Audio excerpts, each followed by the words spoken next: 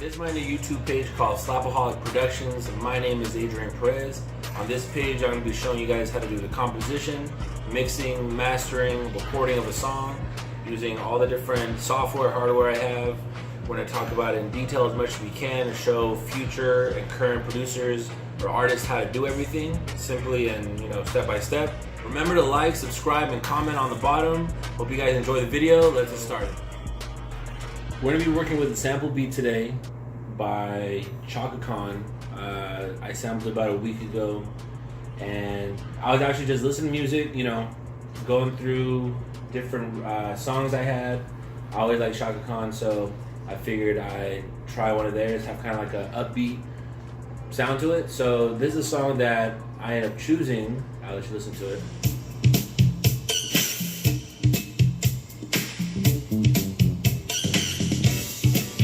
Usually I start here, I get a song, whether you already have it downloaded. If you want an easy way how to get from YouTube, you could use, let's see, I think it's called YouTube to MP3 converter, and I usually do HQ for high quality. There you go, MP3 fiber works pretty well. Just drop the link in there, good to go. And so you get a pretty high quality song depending on where you get the source, but this one was good enough for what we needed, of course.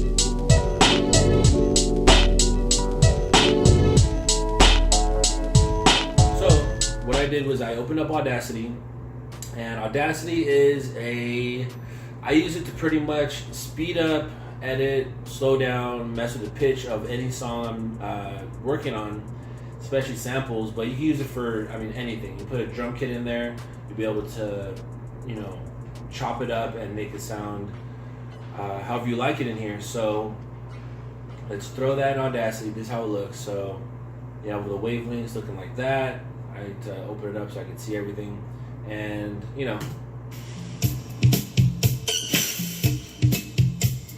that's it. So what I originally did was, you get the parts you like. So whatever part you want, you just grab it and highlight it. So, the cursor's right here, magnifying glass. It's actually really simple. The only parts I really use mostly is this guy right here, the zoom up buttons right here and there, and, copy and paste. So if I get a part I like, so say I want to get, let's see what part I like. Let's say I got this part. So play it. Let's make it short, just for example. So I'll actually grab a little bit outside these transients. So transients are these little peaks right here, so you kind of tell where the beginning and end are of your song. And so what I do is I have a Mac. I do Command Copy, Command C, and Command N. It creates a new page, and then Command V, which is paste. So I throw it in there, and you want to get as close as you can, so you don't have any kind of gap in between the songs. So usually that's pretty good. We get really specific. If you zoom in a lot, you can see all the transients, and what you want to look for is when it gets high. So usually the highest point is where it starts. At least it's a good reference to where it starts. So usually you could be saved like doing this. That's pretty darn close. If you want to get really close to it, you can do that. And just keep in mind, if you want to get exact, check out where your transients are. So actually, let me reverse a little bit back. All right, perfect. Okay, so this is a good example. So if you want to be absolutely precise, and this is what I learned from when I was in school, they want you to at least have the knowledge to be perfect in cutting all these samples. So you see how these transients kind of jump up and down below this little equator and above it. So this line just, signifies the wavelength, but where it actually crosses right there, so you see actually where it already found. So you go here and you want to find exactly where that little point crosses the line. So right there is pretty darn close. So if I'm not mistaken, I could actually chop it Well, I don't even need to chop it. I could grab, now I have my cursor there, I could just drag the rest. So I zoom out, I got the part I want to cut out. So do this, highlight, back, delete, bam, gone.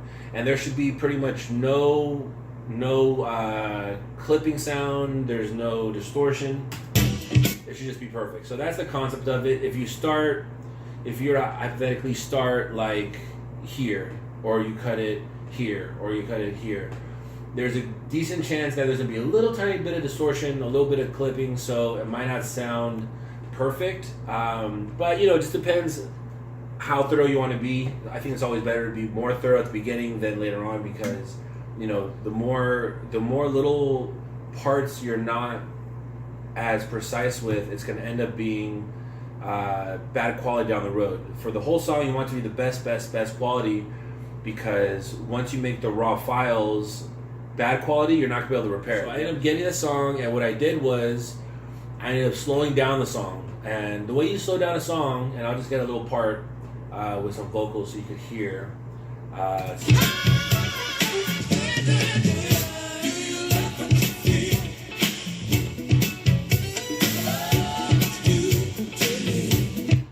So let's use that. Let's use this as an example. So, copy, new, and paste. And so, let me show you what I use this mostly for. So this Audacity application is free, of course. You just download it from wherever.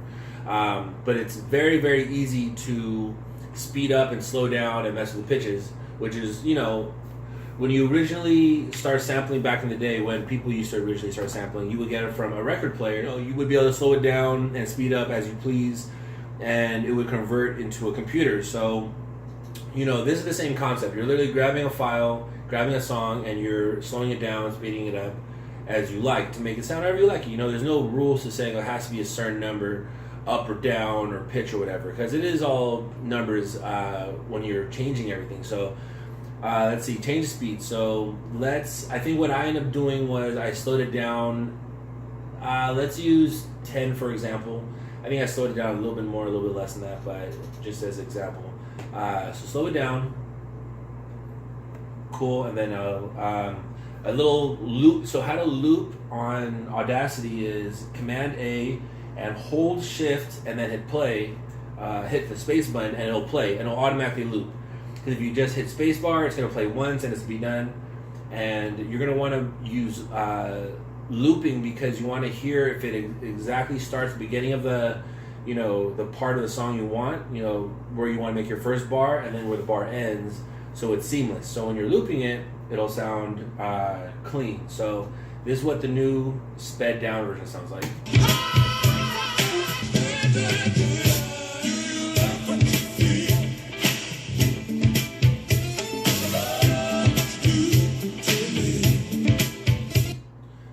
So do that compared to what it was. You do edit, undo, or Command Z. Alright, this is the track of the hook. So now what we're going to do, or what I did for it, is we're going to invert it. So Audacity makes it very easy to invert a track, and the reason that you do an inversion is because it's going to help bring out the instrumental and bring down the vocals, which if that's what you want for your song, it works out really well.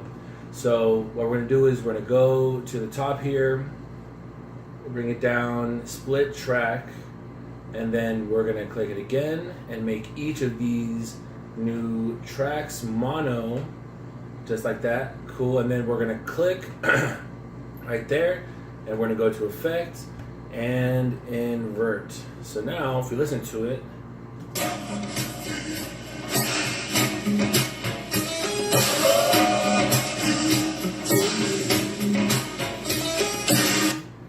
it sounds a little bit more, instrumental. Sounds kind of like, has this washy sound to it, but it's what I was going for. Helps out for some tracks more than the rest, but it's all what your preference is. So let's go ahead and get out of it Audacity. We got what we need. What I pretty much did was I just did it for all the parts I wanted. So this is my little file bank with all the little clips for the verse, the hooks and little intros or whatever. So exactly what I just did for the first one, I did for all of them. Not really any reason to do it for all of them, a little tedious. So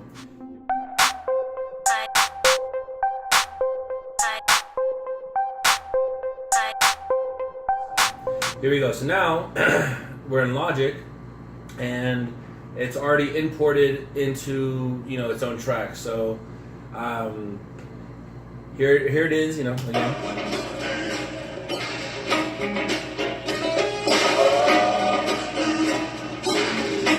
And what I did was I even put a little bit of an EQ on there to help take out some of the bottom end frequencies and the top end frequencies. So if we take it down or take it off.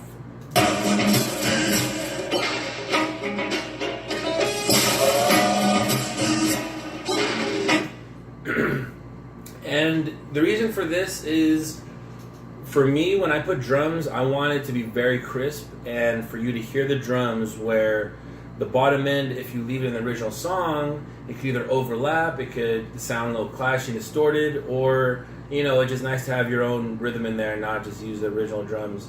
And the high end, the same thing. Hi-hats, snares, I want to be able to add my own. I want it to be crisp and clear. And so I just, grabbed this frequency like that.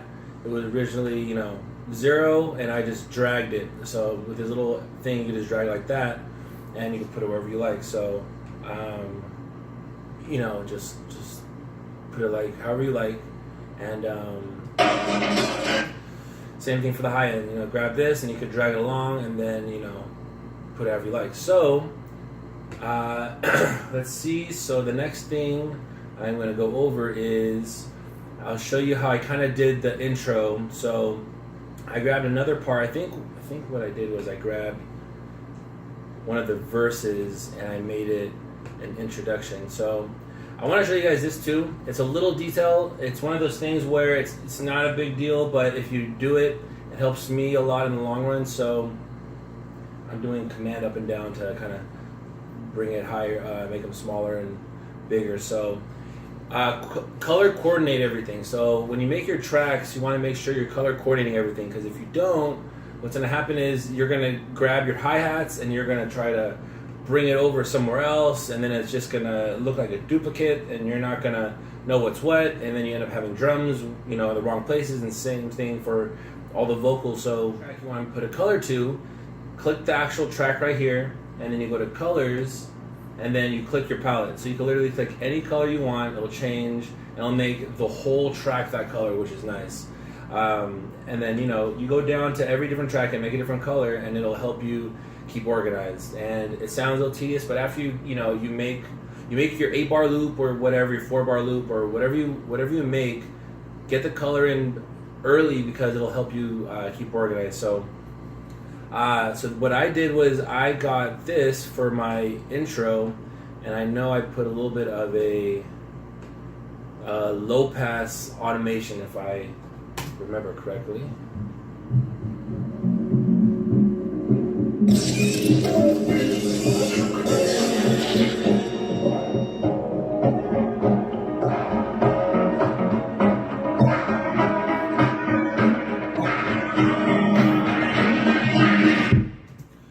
So the way I did that, and it doesn't sound like too much over the speakers, especially on on camera, but what I pretty much did was I got a low pass filter, and it's different than an equalizer. So for Logic, you grab it here, go all the way down to audio units, and it's a built-in Apple plugin. So you go to Apple, and then you go to low pass, and so you click low pass. You only need it for mono. It's not a stereo track, so mono's fine. You put low pass, and then this comes up. So with this, you could drag it all the way over here, and you'll hear more of the song. So the more you drag it over to the left, you'll hear less of the high-end frequency. So let's see how it plays out. So there you go. So it starts really low, really far to the left, and it progressively goes higher, so you hear more of the song.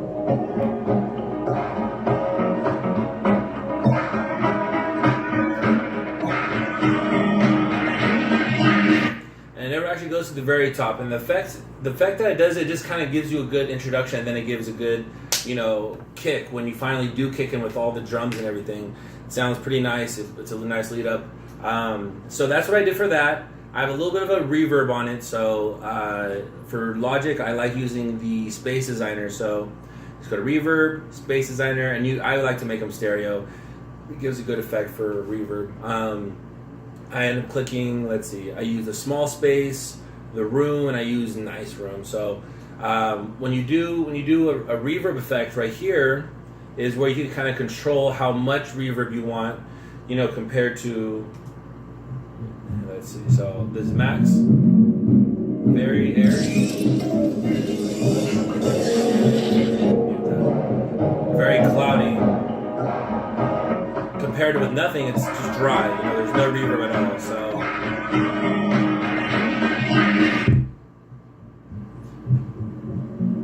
I think it usually around that, if I remember correctly. So, and with this is the dry level. So this will literally take away all the original track and just leave the reverb portion that you're using. So I do that. It sounds like you're, you know, it's like you're in a completely different room. So, you know, you don't hear any of the high end. You just hear the leftovers of the reverb. So I left it all the way up. Anyways, so those are the two plugins I use for that intro. And the cool part that I did was I used automation for this track specifically. I don't think I did it for any of the other ones, but usually the automation is for, you know, fade-ins or fade-outs, or anytime you get any kind of effect. Like what I used it for was a low pass. You click the track and you click A, and what happens is it shows all the automation options. So right here, you click where it says whatever automation you want, and you could do pan, so you can kind of wash it from the left to the right, which is kind of cool.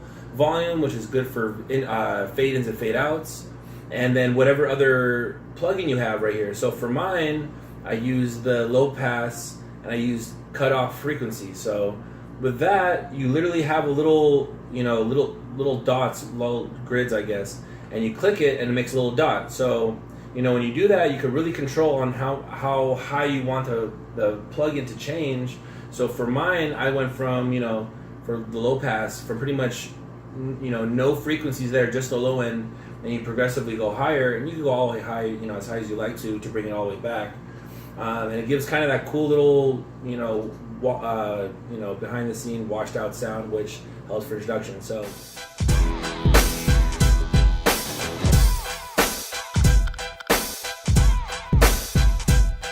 that's how you do automation, guys. So let's move on to the next step, which is drums. Let's do some drums. So let me show you how I did mine. So if you look here, we have the snares all the way down to cymbals, and then it goes into, like, you know, the samples and everything. So cool. So for starters, let me show you the snare I chose to do. So yeah. Alright, cool. So with this snare, I use, let's see how many I use. I use 2 snares. Cool. So easiest way to do it is I had the beat going, you know, you have the sample going right here. Solo that out.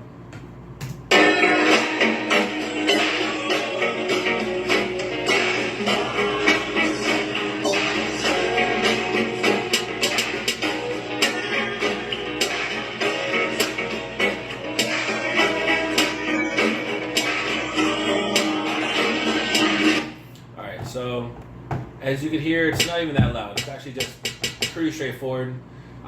So when I record, I have my MPV 26 right here. So I actually have it automated to record straight from here.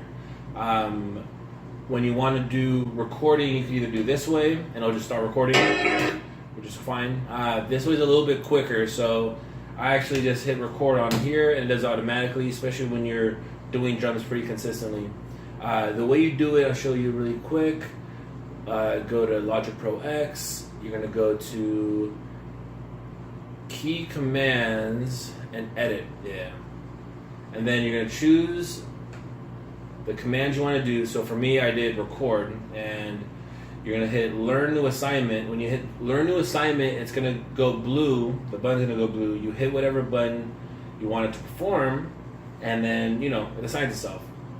So any kind of hardware you have it's nice to have it connected so you don't have to keep on doing everything on the actual screen or on the keyboard. You just have it right there in your hardware, and that's the reason why you got it in the first place. So, you know, we have the snares going. We actually have two. So this is the second one we have right here.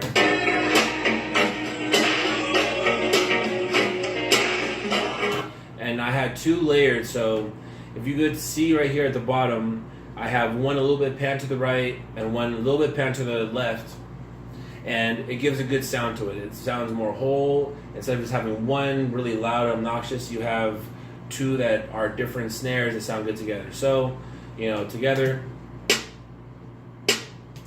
that's all you really need. It's a nice popping snap snare. And so then hi-hats. Hi-hats, definitely pretty cool part of the song. So for this was all recorded live. So I recorded all the way through. You know, you have your hi-hats going, you know, after you have everything recorded, you want to quantize them. So we recorded once through. I like to have it so it's not all the same level. So when you record, unless you have your hardware set to a fixed note or full velocity, it's gonna record at the velocity you play. So you can even tell here if I click this, it'll show the different levels I did. So it went all the way from low to the highest. You know, it just gives it more of a real feel to it. So I recorded it. I ended up splitting a lot of the notes so you could, you know, have a little quicker rhythm to it. So anytime you're quantizing, so quantize whatever you want in the certain note you like. So I do everything in double time. So I have the tempo here at 202 at the top, you could tell. So everything's double time. It makes it a little bit easier to have everything organized, and you could do quicker percussion if you want to without having to split 1,000 notes. It's already kind of gridded out for you. So then here you could tell that I jumped from one kind of hi-hat to two different kinds of hi-hats simultaneously. So, you know, when you're cutting and pasting something, you know, let's make a hi-hat right there, just for example. So say this is the hi-hat you want. So for starters, you could do it, if you want to actually draw it out, cool. I just hold the command button and see how the little pencil comes in. So if you want to split it, you go here, command T, and splits. And now it has two notes that are going to play. If you want to keep on duplicating that note, option click and drag, and it'll drag your hi-hats as long as you want it to. For effects, I really didn't add too much, you know. Yeah, I didn't even mess with the EQ, you know. I just it sounded good dry. Sometimes you need a little bit of reverb, or I think I had a flanger there originally. Let's see, I really did. Yeah, that sounds stupid. So I took that off, and we just take that off completely. Next thing was the kick. So let's see the kind of kick I used.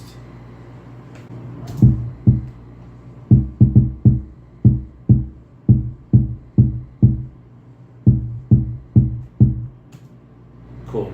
And so with this, I did add a little bit of an EQ. So when I was doing the kick originally, I wanted to really have, you know, a good bass to it. So there it is. So when I had my kick originally, it didn't have any EQ, obviously. And so if you click Analyzer, it'll show you exactly the wavelengths of your frequencies. So I grabbed it right around 100 and, you know, 105, 112, and, you know, I brought up a little bit. So right here you could drag up and down the frequencies, and that helps, you know. So brought out a little bit of the low end, which is nice, sounds a little bit better to me. The hi-hats.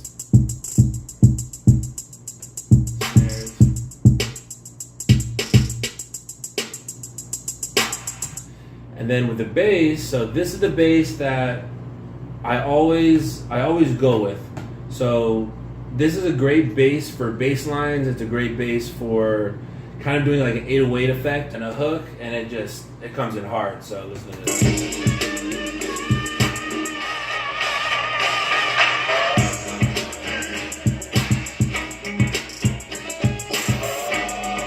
Holding shift, grabbing the part you want, option clicking, and you could, you know, duplicate it to wherever you want it to go. So when you have your first verse, a lot of times what I do is I literally just grab the first 2 parts like this, Option, drag it over, and then I just change it up. You know, drag it over to the second verse, change it up however you like, and you know, cut some drums, cut some hi-hats, make it sound, you know, different with more variety, and it sounds cool. I mean, that's pretty much the song. I mean, the whole thing is just, you know, jumping back and forth between the hooks and everything, and then the end, I kind of have it finish off like this.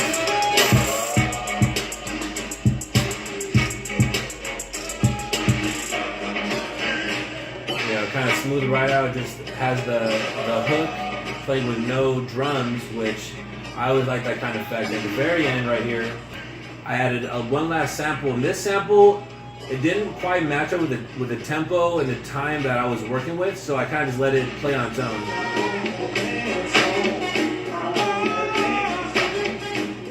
And it kind of gives, you know, a good representation of how the original song was, because, you know, I didn't really mess with the effects too much on this one. It's just kind of playing through, and then